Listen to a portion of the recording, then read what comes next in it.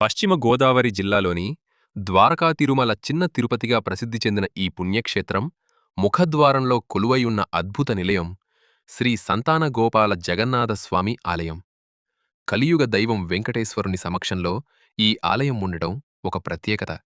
సాధారణంగా మనం సంతాన వేణుగోపాల స్వామిని లేదా పూరీ జగన్నాథుని విడివిడిగా దర్శించుకుంటాం. కాని ఈ రెండు స్వరూపాల మేలుకలయికగా స్వామివారు ఇక్కడ వెలియడం అత్యంత అరుదైన విషయం.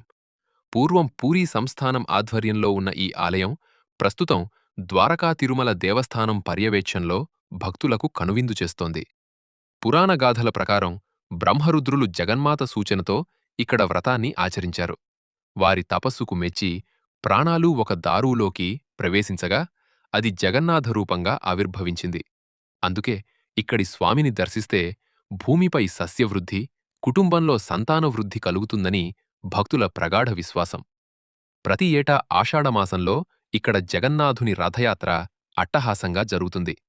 10 రోజులపాటు స్వామివారు దశావతారాల్లో భక్తులకు దర్శనమిస్తారు. ద్వారకా తిరుమలను ఎగువ తిరుపతిగా భావిస్తే ఈ లక్ష్మీపురాన్ని దిగువ తిరుపతిగా భక్తులు కొలుస్తారు. సంతాన ప్రాప్తికోసం, సకల శుభాల కోసం వేచిచూసే భక్తులు ద్వారకా తిరుమల వెళ్ళినప్పుడు ఈ క్షేత్రాన్ని తప్పక దర్శించండి. ఆ జగన్నాథుని కృపకు పాత్రులు కండి.